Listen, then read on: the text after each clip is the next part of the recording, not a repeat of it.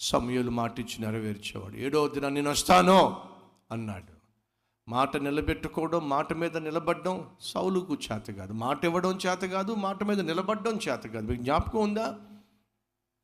గొల్లియాతును ఎవడైతే చంపుతాడో వాడికి నా కూతుర్నిచ్చి పెళ్లి చేస్తాను అని ప్రగల్భాలు పలికాడు, ప్రమాణం చేశాడు. దావీదు ప్రాణాలకు తెగించి గొల్లియాతును చంపిన తరువాత కూతుర్నిచ్చి పెళ్లి చేశాడా? అది చేయలేదండి. తన కూతురుని తీసుకెళ్ళి మరొకడికి ఇచ్చి పెళ్లి చేశాడు. సౌలు మాట ఇస్తాడు కానీ మాట నిలబెట్టుకోవడం చేత కాదు. ఈరోజు మన మధ్య ఎవరైనా ఉన్నారా? మాట ఇస్తావు కానీ మాట మీద నిలబడవు. టైం ఇస్తావు కానీ ఆ టైం పాటించవు. మాట తప్పుట ఒకవేళ నీ జీవితంలో ఒక సాధారణమైనటువంటి విషయం అయితే వినో.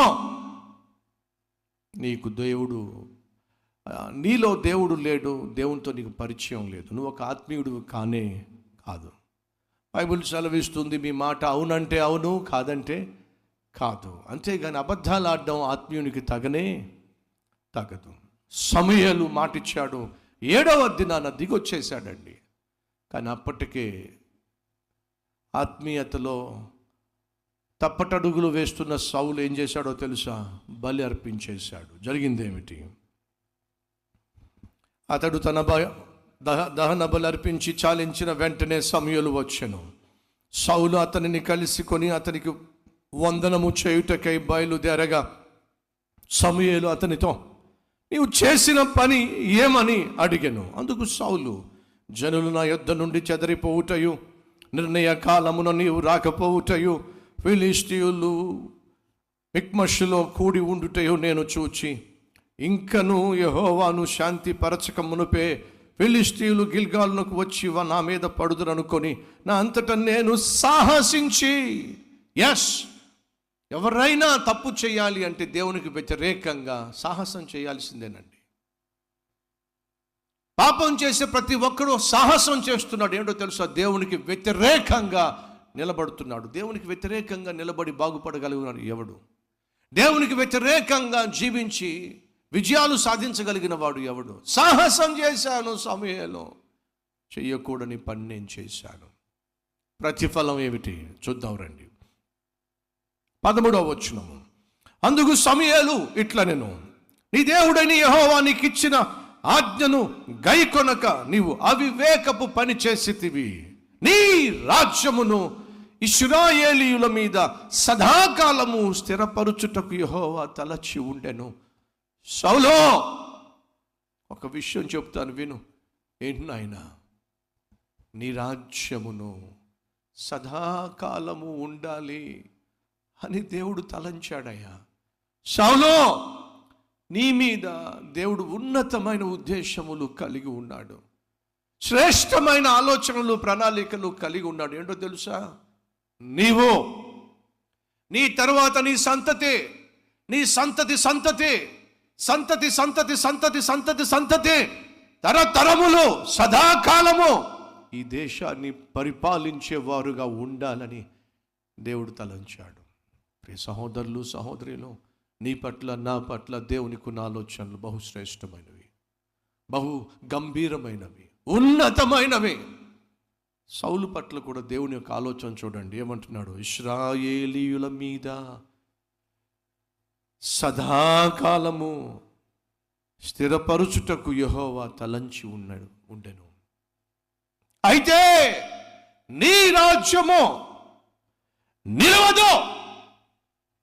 సౌలు, దేవుడంటే భయం లేకుండా, ఆత్మీయతకు విలువ లేకుండా, ఏం చేసినా చెల్లిపోతుంది, నేను రాజును కదా అని చెప్పి తప్పుడు పని చేశావు, తప్పు చేశావు.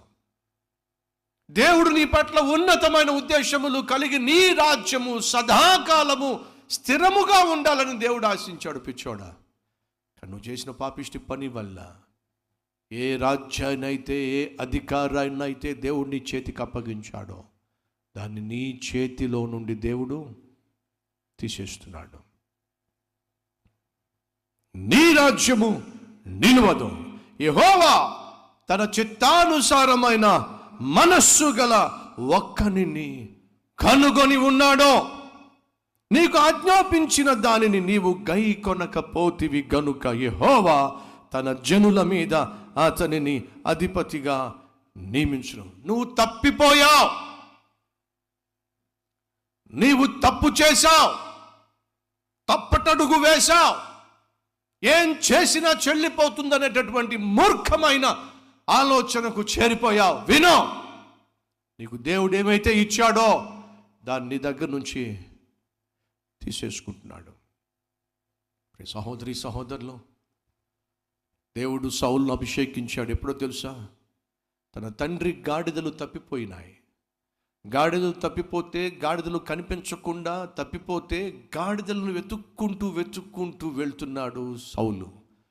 అటువంటి సమయంలో దేవుడు సమూయేలుతో చెప్పాడు, నా ప్రజలను పరిపాలించడానికి నేను ఒకరిని నీ దగ్గరకు తీసుకొస్తున్నాను, అతన్ని దేశానికి రాజుగా అభిషేకించు. గురి గమ్యము లేనటువంటి సౌలును దేవుడు కనికరించి హెచ్చించి రాజుగా చేస్తే ఎంత దీనత్వం కలిగి, ఎంత ఆత్మీయత కలిగి దేవునికి లోబడాలో ఒక్కసారి ఆలోచించండి. ప్రియ సహోదరి, ఈరోజు నువ్వు, నేను, మనము దీవించబడ్డాము అంటే, కడుపునిండా భోజనం చేయగలుగుతున్నావంటే, వస్త్రాలు కట్టుకోగలుగుతున్నావంటే, మనకంటూ నీడ ఉంది అంటే, గూడు ఉంది అంటే, వినండి, అది దేవుని కనికరం. ఈరోజు నువ్వు కలిగి ఉన్న ఆరోగ్యం కావచ్చు, ఈరోజు నువ్వు కలిగి ఉన్న ఆర్థిక వ్యవస్థ కావచ్చు, ఈరోజు నువ్వు కలిగి ఉన్నటువంటి ఉద్యోగం కావచ్చు, వ్యాపారం కావచ్చు, స్థితిగతులు కావచ్చు, ఇవన్నీ కూడా దేవుడు కనికరించి ఇచ్చినాయి. దేవుడు వేటినైతే నీకు ఇచ్చాడో వాటిని బట్టి, వాటి ద్వారా దేవుణ్ణి నువ్వు గణపరచాలి, దేవుని చిత్తాన్ని నువ్వు చేయాలి. నీకు ఇచ్చిన వాటిని దేవుణ్ణి సంతోషపరచడానికి నువ్వు ఖర్చు చేయాలి. అలా కాకుండా దేవుడిచ్చిన అందం కావచ్చు, దేవుడిచ్చినటువంటి అధికారం కావచ్చు, దేవుడిచ్చినటువంటి ఆర్థిక బలము కావచ్చు, దేవుడిచ్చినటువంటి ఆరోగ్యం కావచ్చు, వీటిని నువ్వు నీ ఇష్టం వచ్చినటువంటి వాటికి ఉపయోగిస్తానంటే దేవుడు కళ్ళు ఎర్ర చేస్తే చాలు.